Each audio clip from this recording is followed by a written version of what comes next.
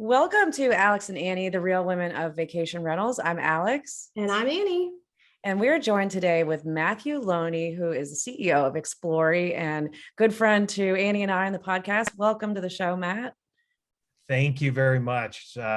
Glad to be here. I've been listening to you guys for feels like a little while now, maybe like 6-7 months since you guys have been doing this. And congrats on all the success. But and thanks for having me.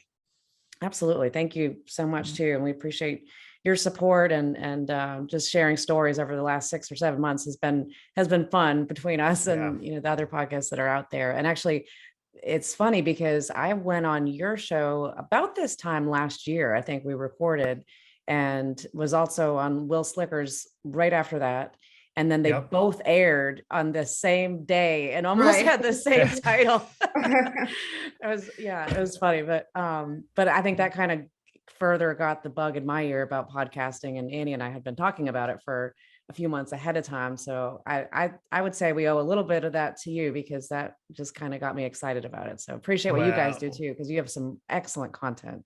Yes. Well, thank you. We have a lot of fun doing it. And as you guys have figured out, it's not easy, right? It's a bigger time commitment when you get into it. But it has been fascinating, just the people that you'll get a chance to meet, the questions you get to ask and get people's thoughts on.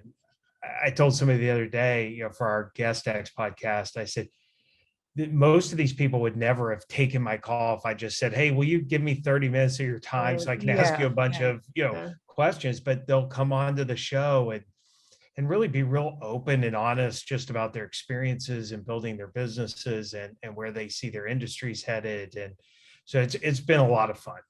Yeah, absolutely. I couldn't agree with you more. We've had some great conversations, and to your point that there are people that never would have taken my call because I'm on the sales side of things, that they would have been like, no, I don't want to talk to you, but now they want to talk to me. So it's great. But Matt, for our guests, why don't you tell us a little bit about your background and where you are now? You're the CEO and president of Xplorie, but kind of give us your history and how you got there. Yeah. So like a lot of people, it was not a straight line to where I am today, right? It took a lot of zigging and zagging, but I like to tell people I'm a recovering attorney.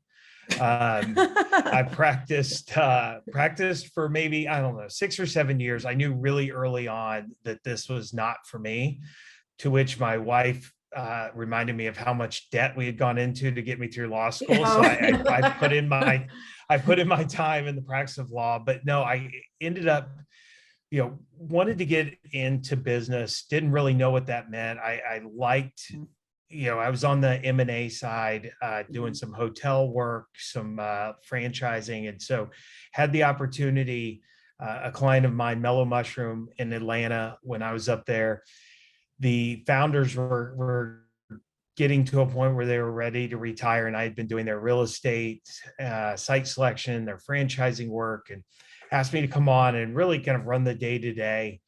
And I jumped at the opportunity. I went home and I told my wife, and I'll never forget, I still remind her, her first response was, "You can't make a bowl of Fruit Loops.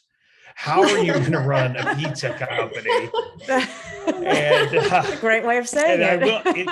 It was, for all of us who have our partners who support us, that it wasn't my first reaction. I thought she was going to get, but it kind of stopped me in my tracks. I'm like, she's right. I don't know anything about, I'm sure they got people for that. And so anyways, I did that for a little bit, and then went and also ran another pizza company for Argon Capital up in Atlanta, and did that for about 6 years, and got out and said, okay, I figured out I really do like business, but the restaurant industry is brutal. I mean, vacation rentals, I think vacation rental industry is really hard. It's really operationally heavy. I think restaurants as much or even more so with thinner margins. So I got introduced to our founder, who had really just kind of Xplorie, which at the time was under a different name. It was just really a lifestyle company for him. His kids didn't want the business, and some angel investors who had made a lot of money in real estate came to me and said, well, will you look at this concept, just consult for us and help us out? And I went down to Destin, I met with Daryl, spent a week with him and was blown away at what he had built, just from the business concept and what he was doing. He was really in like 2 markets. And I went back to the investors. I said, look, if you guys put some money in this, you really build some good tech, the business concept here is outstanding. And so they called me back about a month later and they said, hey, we're going to do it, but you need to go down there and run it for us. And so I thought about it and I said, I really like the space. I mean, this was 7 years ago now, and it was really growing. Even back then it was starting to take off. And so I came and I did it. And I haven't looked back since. I will tell you, this is the most enjoyable job I've ever had. I tell people every day, I hope I retire in this role. And we're just having a lot of fun with this industry and with guest experience as it's really come into its own. And yeah, that's how we got here. So today, I don't know, 140 partners, probably managing now 15,000 plus vacation rentals. We have some hotels that we work with. We're starting to work with some RV resorts, really high-end RV resorts. So it's exciting. That's awesome. Yeah. Very unique starting point for sure. And yeah, absolutely. I love that though. I love the fruit loop. So do you know how to make a pizza, or do you know how to make, or well, I guess I should say, do you know how to make Fruit Loops now? Yeah. I can make Fruit Loops. I can make a mean pizza. Yeah. I got behind the line and started to figure it out. So it's been fun. Yeah. It's interesting. One of the things you said though, that your wife said, well, what do you know about pizzas? And that's one of the topics that not pizzas, but that's one of the topics we've kind of covered with some of our female CEO guests that we've had on the show that have said, women get in that situation a lot, that they want to go for a job position, but they don't feel like they fit all the criteria, or they might not know everything there is to know about the specific industry. And for that reason, they don't end up pushing themselves out of comfort zones to apply for these types of roles that might be different than what they know.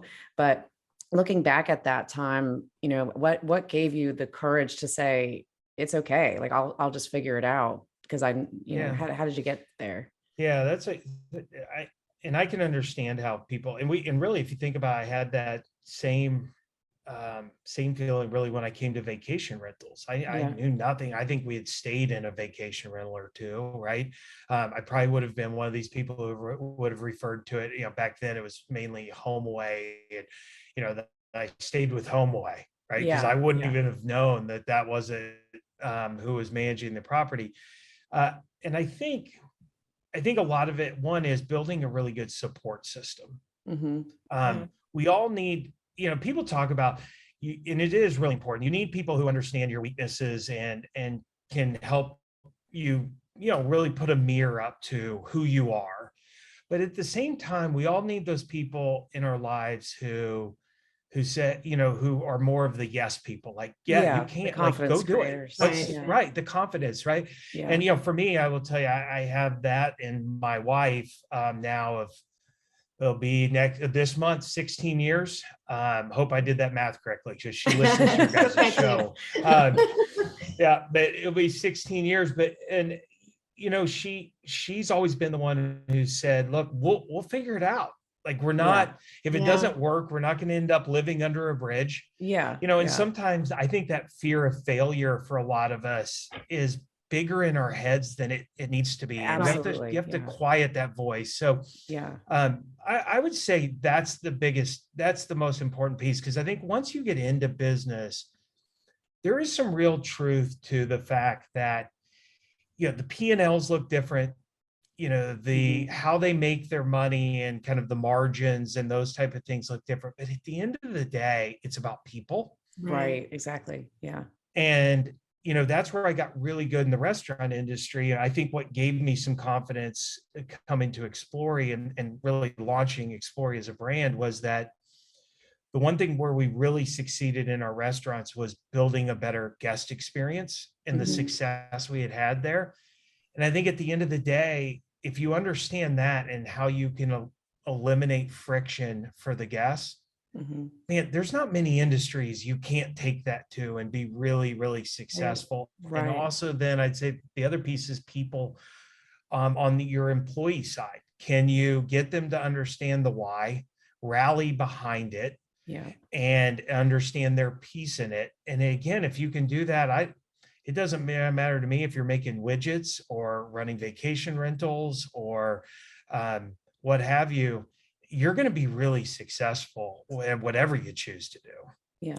It's interesting. You got started on guest experience before guest experience was even really a term that people threw around. I mean, when you first started at Xplorie, I doubt that was something that you heard people specifically categorizing it as and thinking about it in the way that we do now. I mean, there's so much more of a focus on it, which is really a great thing. And obviously that makes sense why your podcast is the Guest X podcast, right? But just bringing that information to the forefront of the industry, in the last few years, I feel like there's been so much improvement on how all of us as operators look at that side of the industry and how important it is. And it's not just about getting people checked in, checked out, clean the beds and on to the next one. I think, it's interesting because I started in the hotel world. In the hotel world, the guest experience was directly related to the amenities that you had at the property. Yeah. And so, that was the guest experience was always part of the culture of a hotel. But the problem is not every hotel had amenities. So there had to be something that was created. And what you were able to do is create this experience that, again, goes back to why do people go to a destination? They're going to a destination to experience the destination. And it's not necessarily within the walls of a building. It is what is going on. It's, coming to the beach, going, all of the activities in a market, seeing the museums, those type of things. And so I think the guest experience, it became a broader term, a broader subject that you could work with. So on that, what you've built up, like when you started, where did you have a vision of where you wanted it to go? Or was it a very simplistic start and then it just kind of has taken a life of its own? Yeah, I'd love to say that I knew we would be where we are today, 7 years ago, but that I don't think that's realistic and it wouldn't be true. I do, my feeling is I set 3-year goals for our team. Yeah. And every year we add a year. So it's a running 3 years. We do have that kind of bigger than life goal that's kind of somewhere at the end of the rainbow, but it's less at that point. It's not really around. We don't know exactly how we're going to get there. Right. Yeah. And so that's how we try to think about it. And I think what's been really helpful is you guys bring up the guest experience. What I'm excited about is what you guys have talked about, which is the guest experience now in hospitality and in lodging really has expanded to be the entire guest journey. Yep. Things Xplorie's not even into, right now, but from the time they decide they're going to go on vacation to that moment in time when I try to get them to think about going on vacation again, is really now everybody looks at that as guest experience, and they should, and they should, because it really is from the time they begin interacting with your brand to through that whole life cycle is now the guest experience. I think everybody's thinking about that and how to connect the dots in a way that's a lot easier for the guests, because the guests don't really care, and nor should they, how hard operationally our business is. Right. Yeah. Our job's to make hard look easy. Right. So it's fun. Yeah, absolutely. Yeah. I think you guys have done an exceptional job with connecting the dots there. And, really the way we've always looked at guest experience is more, I think it's two-sided, that it's one, it's how you make your guests feel, right? I mean, it's an emotional thing. And then there's also the tangible part that, yes, it's great to get, tickets to go do attractions and things like that, but it's kind of a combination of the two. And I think from what I've seen with what Xplorie does, you are part of the guest journey and that communication path, and making sure that when guests are ready to book tickets, that they have the service to be able to do that. And that's always been the struggle for accommodations providers, is that we don't have the staff to do a full concierge. Like, it just doesn't make sense for most of us in our business models. And, I've shared this with you before. We've tried to do it on our own a few times. We've failed a few times, and we're kind of in that no man's land right now, trying to figure out some different ways to move forward. But it's a struggle, because I think no matter how you do it, it's going to be a significant financial and operational resource deployment. So you just have to have the right mindset of what the value is on the other side, which is creating that return guest. I mean, that's the most important part, because if you look at how much we all spend on our advertising and OTA commissions, if you have to continuously keep spending that every year because you're not getting guests to come back to you, that's the longer run look back. That's a challenge. It is. And, it's interesting, because I think part of the success of Xplorie has been around exactly what you're talking about, Alex, which is making it easier. So our why really is, we want to make it easier for local businesses to support other local businesses. Mm-hmm. And if you think about that, there's a lot of friction between, how do I get guests these tickets? How do I get them accurate information? What happens if they want to cancel?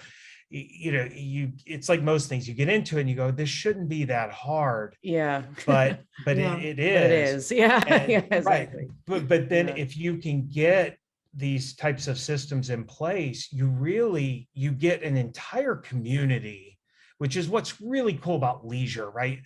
Our cities tend to be smaller. I mean, Destin's like 12,000 full-time residents. I know Annie's over in Panama City Beach, which is bigger, but still not a large, Myrtle Beach.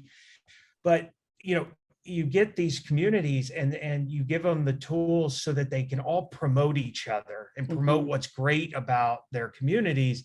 And it gets them all pulling in the same direction. And I think at their core, they all want to do that. It's just like you said, Alex, the how and the logistics of making that happen is difficult. And it's gotten harder, because now guests don't check in a lot of places. I know they do with you, Alex, but a lot of them, they go straight to the door.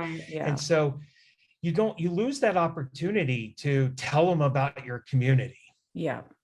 I think it goes nicely with what like Trip Shock does about their training their team to have those conversations with people when they're booking, to kind of, help them find, what does that package look like? What is their experience going to look like within the market? And so, all of these things coming from hotels to vacation rentals. I know when I was at vacation rentals, we would spend all winter going around to partners in the market to say, like, how can we package a deal that has attractions to shipwreck, attractions of, Miracle Strip, and all these putt places and deep sea fishing. And it was a lot of work, but at the end of the day, and that's not your core business model. So it's probably even more complicated to put all that together. Absolutely. But, to your point, at the end of the day, like, we're all working together. We're a village. We are all working in the same village to make sure that these people come and visit our village and want to come back. And so it's great to have something like an Xplorie to help kind of, again, connect all those dots, get all those pieces together. And so what you're doing is tremendous. And where do you see, so on that, Alex and I have noticed a lot of the people that we've interviewed come from the Panhandle. So we have decided all we've all these amazing minds, I that, swear. so there's something in the water down here. So I'm gonna keep drinking it, and hopefully I'll have my $1 million idea here somewhere soon.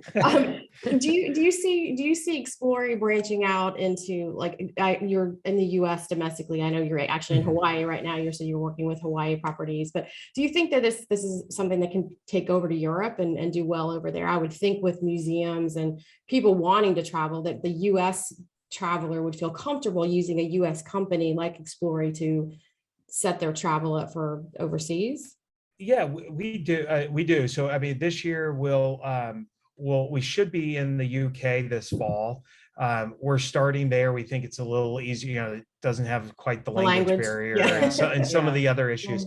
And not only for US travelers, I think, headed abroad, but really, the vacation rental market is so much more mature over in Europe. It's just part of the culture. It has been. It's where the entire industry really was founded. And so, but they're also, the guest journey is very similar to what it is here in the US, which is you've got people going into markets and they're there on leisure to really experience those markets. You know, London's a great example. Everything to see in London. So helping guests be able to more easily navigate the best things to do and buying the tickets and where to go and getting all of that set up is, we think, a huge opportunity for Xplorie. I think guests today have shown they want more than just an online marketplace where I can go and pick from 8 different museums. They need to be, you know, they want the recommendations. They want to have somebody who maybe helps facilitate, is this good for, you know, a 10-year-old or, you know, things like that. Where can I take my children? So we think that's a huge opportunity. And I think the other opportunity is really starting to build tools, and we're starting this year, we'll come out with a few that start to help our partners on the lodging side better utilize their data that they're getting now once they understand what guests are coming into the market to do. Yep. And that I think ultimately is the real value of participating in this ecosystem, is the more, and Alex is a genius when it comes to the marketing stuff. So I know she probably salivates at the idea of really understanding this guest comes and they've got 2 kids and they like to do these activities, where this couple comes and they have no kids and they play golf every day. Yeah. You talk to those guests differently. Marketing, and you should, but I think that we've still got some pieces to tie together to make that happen. Yeah, for sure. And we just, yesterday we had our Myrtle Beach Chamber and CVB marketing summit and spent a lot of time diving into that. And we just had Ed St. Ange from Flip2 on the show. His episode aired on Wednesday, and he does a lot of work with us at the CVB. And really what they've developed for us is exactly in line with what you're saying, Matt, that, you know, we need to be able to have a better idea of why people are coming to the market, and then making sure that from that point forward, we're communicating with them appropriately, because somebody that's coming for a golf trip doesn't necessarily want to see, you know, the sea screamer and dolphins and all this other stuff, you know, or girlfriend getaways. So it's, the more that we can personalize that journey, I think that's where there's going to be a lot of wins for the destinations and the companies that can do that, because I think the OTAs are doing it to a certain extent, but it's more just based on it's product to product. You know, you came here last time and you searched these dates and you looked at these properties, and it's very mechanical feeling, where I think vacation rentals is much more of an emotional buy. And actually I was in this has been a long week. I feel like this was years ago, or 2 weeks ago.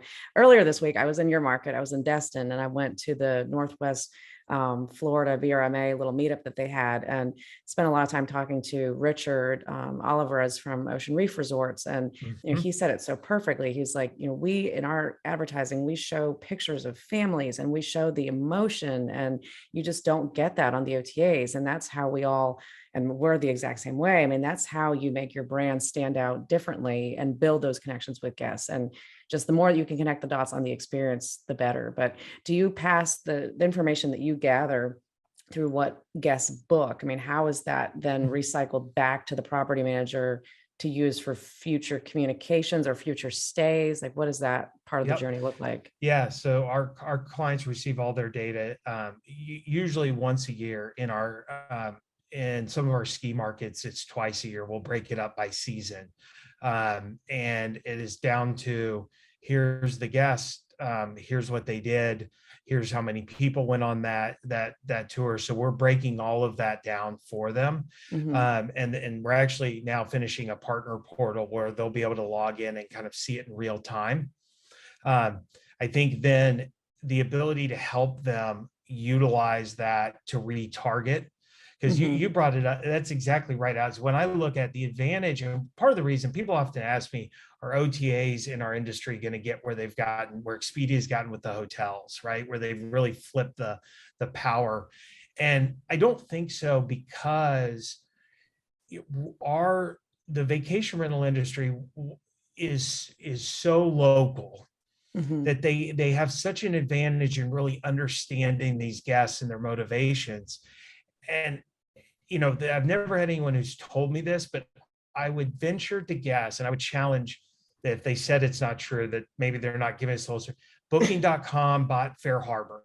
Fair Harbor is the largest activity reservation management system. And everybody said, oh, it's to sell people tickets on their site. Yeah. There's some truth to that, but really what they want to know is what are people doing? Data. Because they can't get into the units. Yeah. Right. And once that guest shows up, they lose all real understanding. And Airbnb spent $100 million reportedly building Airbnb experiences. But they really just want to know more about their guests because they see what you said, Alice, which is right now our search algorithms are just very mechanical, as though you go, each trip you take is for the same reasons and the same purposes. For that room that you're staying in. Exactly. Yeah. Interesting stuff. So on all that, all the different pieces of technology that are involved, and I think one of the things that we talked about with you, and you have a pretty good, I think, view of it from your perspective, is the consolidation that's happening in the industry and with technology. And there's good, bad, and ugly. And I think everybody's got an opinion or a take on it, just depending on which part of the ecosystem you sit in right now. So from your perspective, what do you see as, I guess, the good, bad, and the ugly of all this consolidation? Yeah, I think the good of the consolidation and the growth in the industry is you're seeing really some really cool, incredible products on the tech side that are coming out. And it's attracting great minds. Great minds tend to follow industries where they can make a lot of money, right? And so they're coming, people who maybe were in hotels or in other areas of hospitality are coming to the vacation rental industry with some really good tech and some really good experiences of how other industries have done it and the pitfalls and mistakes they've made. And that ultimately will make our industry better. There's no question. That I think one of the struggles I see right now is with our partners is that the tech stack is really getting too big. There's a limit to the amount of tech that these lodging providers, I think, and these vacation rental companies can pay for to have. And so with that, I think, and then you throw on top of that, because tech is being developed so quickly in our industry, a lot of the tech doesn't talk to each other. So I think as you start to see consolidation, it will trail the consolidation on the lodging side, but we're already seeing a lot of that, whether, some of the big players, Vacasa obviously comes to mind, but there's a lot of groups that are out there. Avant Stay, who's raised a lot of money, Saunders raised a lot of money, who are looking for consolidation. What will follow with that is consolidation then, I think, within tech. And what you're going to see, and it will be, I think, a benefit for everyone involved, is I think you're going to see tech really in 2 or 3 areas. You're going to see what I would say guest acquisition technology. So that group will consolidate. I think you'll see consolidation in the in-unit kind of experiences category. Guest communications, there's a lot of great solutions out there around guest communications, the apps. Is that the way we go? Is it tablets? Is it voice? But there's got to be some consolidation there. I think then guest retention on the backside. And then the fourth bucket would be operationally, housekeeping and maintenance. I think you're going to see 1 or 2 really premium players in each of those 4 categories kind of rise to the top and start to consolidate within their segment there. And then what will be great for the industry is then now you're going to have some top players who can really spend some time figuring out how do we better connect these technology solutions so that through to all the guests kind of in market experience type solutions, which then flows right into the retention and what these guests were doing, so that those solutions can help the lodging bring those guests back, hopefully direct.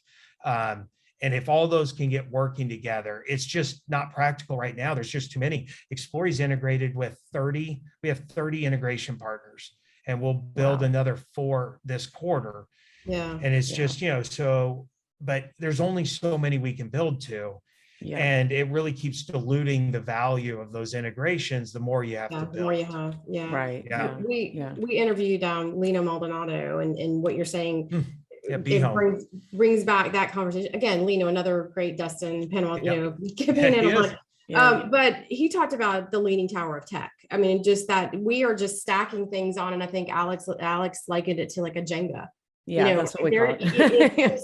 You've got all of these things being stacked on top of each other, and at some point one piece is going to fail and it could take the whole system down. And I know when I worked at Expedia, that was when they were starting to kind of go through their evolution of consolidation within the travel, getting Travelocity and Orbitz and all of the channels that they bought.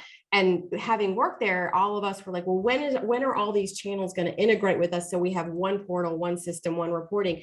And you talk to the people on the tech side, which you really never saw. They were kind of like the guys behind the curtain at the Wizard of Oz. They were just back there doing all this amazing stuff. But they said it, and they said it was a similar situation where it was a Jenga, where each tech stack was built in its own way, and if you did one thing wrong, it could bring the whole. Well, and that's where I'm curious, Matt, your take on how companies will move forward, with the consolidation side of things, because I know even in our experience, and we have an in-house tech team, but we're not, massive. But when we've looked at some different companies and integrations and things that we wanted to do to consolidate, ultimately, in some cases, we've said no, because the tech stack that it is built on is still so different than what we have. So it's like, what are you really buying? I mean, you'd have to re-architecture the entire thing. So, I mean, and obviously that's where capital comes in. You've got to have the money to be able to do that. And maybe that is how some of them plan to, but I feel like it's going to be like what Annie said. It's going to be a lot of, well, when is this going to really happen? Because there is just still a lot of legacy tech that's out there. And there's a lot of newer tech that makes the legacy tech look worse. But some of the fundamentals of it are right. So it's like, do you think companies are going to buy other companies to consolidate them and the methodology and the ideas behind the tech and then just re-architect it? Or are they going to try and make it Jenga work within their systems? This is crystal ball. I know. No. It's different for every company. But. I think on the lodging side, right, you're going to have those players who view themselves as operationally stronger than, and that's so what they're going to acquire, not for the tech that the other group has, but it's going to be more of the position that groups have in that market. And then they're going to say, if you operate that the way we operate our current portfolio, we're just going to be a lot stronger. And then they're going to bring these are the groups who really look outside for their tech partners. Vacasa has built themselves. They've built a lot of their own tech, and they've tried to put themselves forth as a tech company. We'll see what Wall Street eventually thinks of that. I think their stock price would indicate that Wall Street's still a little unsure of whether they're just a real estate company or are they truly a tech company, right? Because Wall Street's gotten caught. WeWork is a great example of valuing something as a tech company when it's really just a real estate company. So I think they're a little apprehensive. I think on the tech side, what we need to see is it is going to be money, and that's going to drive this. And I think what you're going to have is you're going to have some players who raise a good deal of money that allows them to acquire good tech, but also then do the back end work to truly integrate it so that it feels when you're inside, once you've got the two solutions, it all seems to work really well together, and that takes a lot of money. And with the raise, what you're going to see, I think, is the companies who aren't able to raise quite as much money right now, they don't want to sell. You've got a bunch of founders out there who still believe that their solution is going to be ultimately the winning solution. Right. And capital tends to be very efficient. These are really smart people at VC and PE groups. When they land on where they're going to put their money, it's usually after a lot of research, and that's going to force some of these other founders to go, look, I can be a small fish in a really big pond and grow my vision with being consolidated. And And I think too, in our industry, there's still a little bit of a consolidation's a bad word. And I understand that feeling because some of the consolidations that's happened has not been done right, both for the employees, by the way. And all the employees out there in this industry know what I'm talking about. That's all I'm going to say. And for the founders, who were told you were going to stay on and you were going to, be a part of what we're building here. We need a couple of those to kind of go the right way. And that's coming, I think. And once people see that, I think it'll gain some momentum. And then we're going to see some really cool tech that combines, guest acquisition with the in-house, with some of the retention. And that's when we'll, I think, get moving. Yeah. You were on Will Slicker's podcast sometime last year, and it was a really good episode. I remember a lot of what you were talking about. I'm not sure what the question was, but it was something along the lines of, what's been one of the more frustrating parts of the business for you. And you gave a really great example of something that, we've been through and are kind of still going through. And that is re-architecting our entire tech stack. And you said, it's one of the least sexy processes because it's going on completely in the background. Right. A lot of it, like Annie, you said, these people are behind the curtains and you can't, people like us are not actually doing the work. So it feels like nothing's really happening, but of course we know it is, but it's definitely it's tough on your patience as a business owner or the person that's leading the strategy to just kind of have to have a lot of faith too, that it's going in the right direction, because we are all currently, we're writing the future of this industry and the tech that is built. And a lot of that is still to be determined. So there's not a clear roadmap on where vacation rentals, short-term rentals is necessarily going to go with all this. So there is a lot of guesswork and it does require faith, but I think you're spot on, Matt, in your assessment of how those things will continue to go. And hopefully we do see some better consolidations that do change people's minds about it, because I think it is a good thing. Yeah. And so in your mind, Matt, I guess just ask bluntly, like, is Xplorie looking to get into a consolidation situation where you partner up, buy, merge, sell to someone in maybe another discipline? Or, do you see Xplorie standing on its own for a long time? Yes, we are. We believe that hot seat. We are. Yeah, no, it's a great question. And I was in my head, I'm like, have I ever answered that publicly? And I don't think I ever have, but I will give you an honest answer. Xplorie believes that we are well positioned through some mergers and acquisitions to buy some tech companies that can better assist the vacation rental companies if you also add in the guest data of what the guests are doing. So we believe that's a really hard piece to go get. But we also believe some people have built some tech that if you power it with that data, that their tech, while good now, becomes fantastic tech. And so what we've spent the last 12 months really is re-architecting our data lake. So with the idea that we're going to be bringing on some companies through some consolidation, that I want them to then easily be able to plug into that data lake. And so we've tried to do some of that back end work and get ourselves to a position where then it's quick, because I think part of it is the vacation rental operators need to be able to see quickly why this is a good thing for them. Whatever our acquisition is, that company's going to come with partners, and those partners are going to be leery. Why would I do that? And I want to be able to plug it in quickly and at least give them examples of how this is going to make their business better.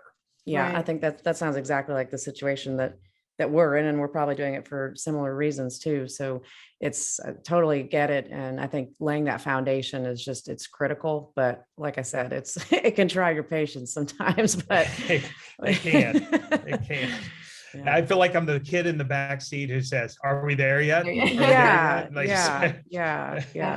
think what's key though, and you kind of touched on it with some of the acquisitions and consolidation that has happened is that you have to make sure that you have all the key stakeholders at the table to have a conversation, and don't shut out people that are on the front line from the backline conversations, because it's really important to understand everybody's stake in it and 100%. go. So I think that I know I've seen that be a situation that I've experienced myself over the years, where you just sometimes people just take it for granted and think that they are in a position to make a decision for the entire group, and it doesn't necessarily end up being the right decision down the road, and they regret it, and you've wasted all that time not doing the right thing.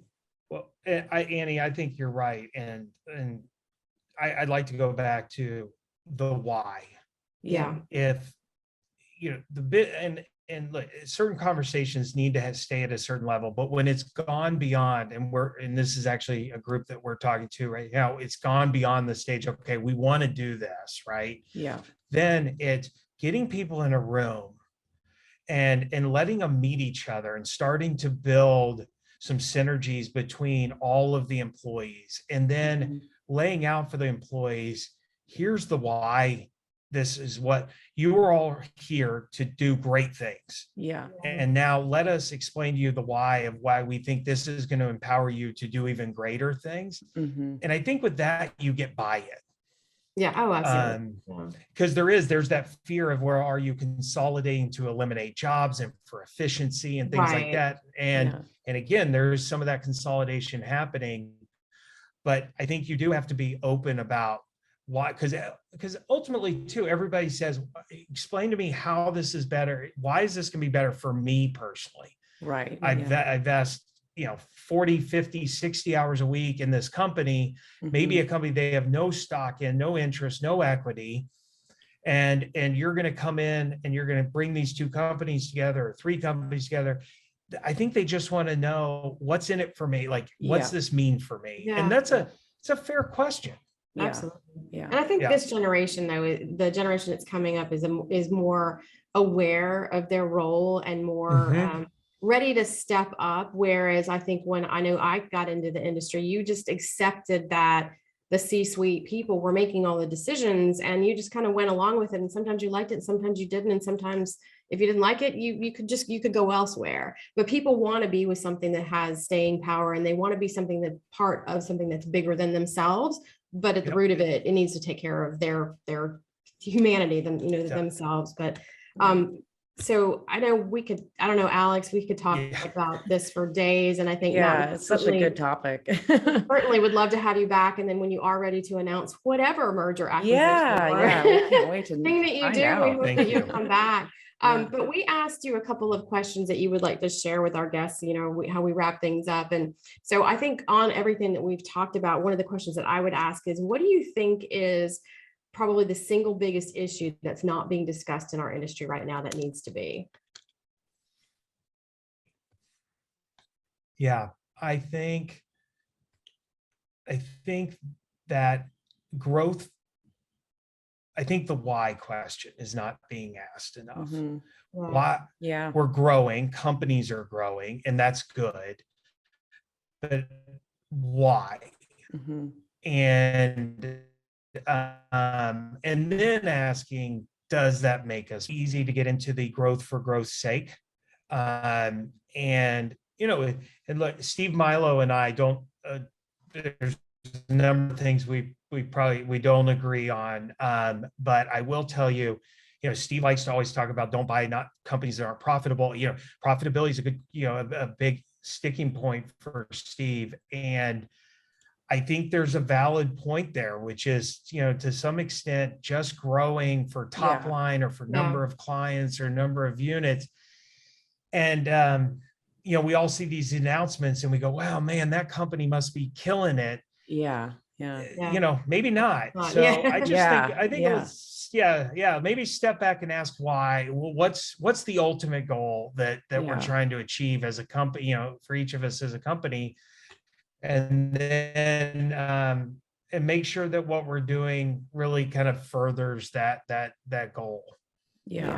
I think there's just a big question mark on the future right now for our industry, and I think there's always a lot of good momentum and a lot of positivity, but there's so much new blood that's coming in There's so much inventory that's shifting off of the legacy providers that's going to these new investors, and they're using the inventory for different reasons than it has been used previously. And I think that just it's a little bit leery for a lot of companies right now to know how to make those next decisions. But it's Verma, I think, is doing the right thing by bringing the individual owners into things, or into our events, to be able to get everybody at the same table and talk about, what that future looks like. But I think a better alignment of what that future looks like and where everybody can still coexist is going to help determine where we go. But the why is a big part of that, for sure. Yep. Absolutely. Well, that was a great answer. And I think, again, a conversation that we could go down another path with. So appreciate your time. Appreciate you getting up early in Hawaii. Is it early or late? It's early there. Is it okay? Is it 7 or 8 hours? 6. It's from you guys. It's 6. 6. Okay. From 5 from you, Annie. 6 from you, Alex. Okay. So I started about 5. I think we started about 5:30 this morning, which is great. I get up early. When you're over here, you get up at like 2:30 in the morning. I feel like it's like when I used to travel to Vegas, you're staring at the walls going, what am I going to go do? Thank you for having me. Thank you, Matt. We so appreciate you. If any of our listeners want to get in touch with you, what's the best way to reach out? They can go to the website, hello@xplorie.com, HELLO and it's just XPLORIE.com. Would love, reach out. I've even, my own personal email address is mloney, LONEY @xplorie.com. But I love talking to people in the industry. Yeah, awesome. Well, and your podcast, the website address is guestxpodcast.com. Guest the letter X podcast.com. Give it a listen. We every Wednesday we put out a new episode. So this past one, Annie or Alex, I thought of you. Sykes Cottages, Graham came on. What those guys are doing over in the UK. He's, 23,000 rentals. It's impressive. And he's built a culture.